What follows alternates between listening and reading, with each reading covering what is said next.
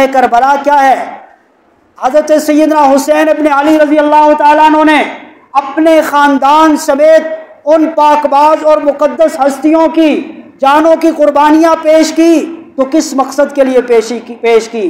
अपने नाना हज़रत मोहम्मद मुस्तफ़ा सल्लल्लाहु अलैहि वसल्लम के दीन की सरबुलंदी के लिए, उस दीन की इताअत और ताबेदारी के लिए। आज हमारी बदकिस्मती ये है कि हम उन दोनों शहजादों के नाम तो लेते हैं और बड़े इज्जत और एहतराम के साथ उनकी मोहब्बत का दम तो भरते हैं, लेकिन क्या हम उनकी तरह इताअत रसूल और रसूलुल्लाह सल्लल्लाहु अलैहि वसल्लम की फरमाबरदारी के रास्ते पे भी चल रहे हैं? कुरान करीम की जो आयत मैंने आपके सामने पढ़ी, इस आयत में इरशाद बारी ताला या अय्युहल्लज़ीना आमनुस्तईनु बिस्सब्रि वस्सलाह, ऐ ईमान वालों सब्र और नमाज के साथ मदद मांगो। इन्नल्लाह मअस-साबिरीन, अल्लाह सब्र करने वालों के साथ। गोया इस्लाम हमें सब्र का दर्स देता है। बड़े से बड़ा सानिया हो जाए, बड़े से बड़ा वाक़या हो जाए, उस वाक़े के ऊपर सब्र का दामन हाथ से ना छोड़ा जाए। हमारे आका सल्लल्लाहु अलैहि वसल्लम की ज़िंदगी आप सामने, आपके साहबजादे हज़रत इब्राहीम अलैहिस्सलाम का इंतकाल हो जाता है बचपन में, लाडले लखते जिगर शहजादे दुनिया से चले जाते हैं। आप सल्लल्लाहु अलैहि वसल्लम की आंखों से आंसू रवा है। हज़रत सहाबा किराम पूछते हैं, या रसूल अल्लाह, आपकी आंखों में भी आंसू, आप भी रो रहे हैं?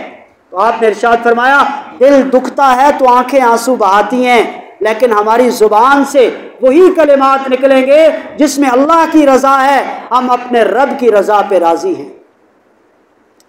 ग़ज़वा उहद के मौका पर अल्लाह के हबीब सल्लल्लाहु अलैहि वसल्लम के लाडले चचा हज़रत सैयदना हमज़ा रज़ी अल्लाह तआला अन्हु की अलमनाक और दर्दनाक शहादत का वाक़या पेश आता है। हज़रत सैयदना हमज़ा रज़ी अल्लाह तआला अन्हु के जिस्म के टुकड़े टुकड़े कर दिए जाते हैं, आपकी नाक काट दी जाती है, कान काट दिए जाते हैं, आंखें निकाल दी जाती हैं और सीना चाक करके कलेजा निकाल करके चुबा दिया जाता है। सरकार दो जहां सल्लल्लाहु अलैहि वसल्लम अपने प्यारे चचा का लाशा देखते हैं, आपकी आंखों से आंसू जारी हो जाते, लेकिन आपने मातम नहीं किया, आपने सीना को भी नहीं की। सिर्फ हज़रत हमज़ा नहीं, 70 सहाबा किराम, जानिसार सहाबा जो हमारे आका सल्लल्लाहु अलैहि वसल्लम पे अपनी जान छिड़कते थे, आपकी आंखों के सामने शहीद हो गए। खुद मेरे और आपके आका सल्लल्लाहु अलैहि वसल्लम के दंदान मुबारक शहीद है। मुंह खून आलूद है, खून से भरा हुआ है, लेकिन फिर भी जुबान पर अल्लाह का शुक्र है, अल्लाह की याद है। अपने सहाबा किराम को अल्लाह के हुक्म के मुताबिक शुहदा के उस कब्रिस्तान में, ओहद के उस मैदान में तदफीन फरमाते हैं। और फिर आप सल्लल्लाहु अलैहि वसल्लम की ज़िंदगी में, आपकी हयात तय्यबा में उसके बाद हर साल वो दिन आता है, लेकिन आज तक हमें कोई एक रिवायत नहीं मिलती जिसमें उस दिन हमारे आका सल्लल्लाहु अलैहि वसल्लम ने इन शुहदा का मातम किया हो। शहादत तो इस्लाम में एक अज़मत वाला मकाम है। इसी से अगली आयत में फरमाया, वला तक़ूलू लिमन युक़्तलू फ़ी सबीलिल्लाहि अमवात, अल्लाह के रास्ते में जो मारे जाएं, शहीद किए जाएं, उनको मुर्दा मत कहो, बल अहयाउन, बल्कि वो जिंदा हैं, वलाकिन ला तशऊरून, लेकिन तुम इसका शऊर नहीं रखते, उनकी ज़िंदगी को तुम समझ नहीं सकते। तो शुहदा तो हमारे माथे का झूमर है। शुहदा और शहादत की मौत इज्जत की मौत है। मेरे और आपके आका सल्लल्लाहु अलैहि वसल्लम ने खुद शहादत की तमन्ना फरमाई। आपकी हदीस मुबारक है, आपने फरमाया, लवदित्तु अन उक़्तल फ़ी सबीलिल्लाह, मैं ये चाहता हूँ, मेरी ख्वाहिश है, मेरा दिल चाहता है, मैं अल्लाह के रास्ते में शहीद किया जाऊँ, फिर जिंदा किया जाऊँ, फिर शहीद किया जाऊँ, फिर जिंदा किया जाऊँ और फिर शहीद कर दिया जाऊँ। आपने बार बार शहादत की तमन्ना फरमाई। वह अपनी उम्मत को यह दर्स दिया कि यह शहादत कोई ऐसी चीज़ नहीं है जिसके ऊपर मातम या अफसोस किया जाए, बल्कि शहादत फ़ख्र की चीज़ है, एजाज़ की चीज़ है, और ये ख्वाहिश और तमन्ना करने की चीज़ है।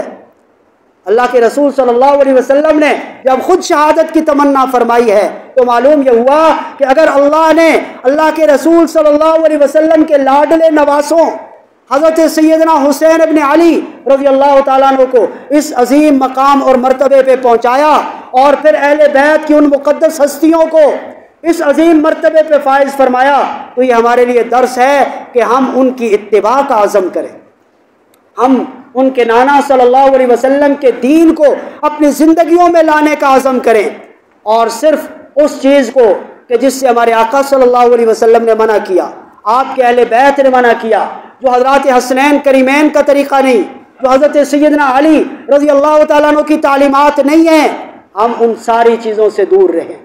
हमारे यहाँ भी बहुत सारी ऐसी रसूमात और ऐसी चीज़ जो मुहर्रमुल हराम में दूसरों को देखा देखी हमारे यहाँ दर आई हैं, जो दरअसल हकीकत में शरीयत की तालीमात नहीं हैं, हमें उनसे बचना होगा।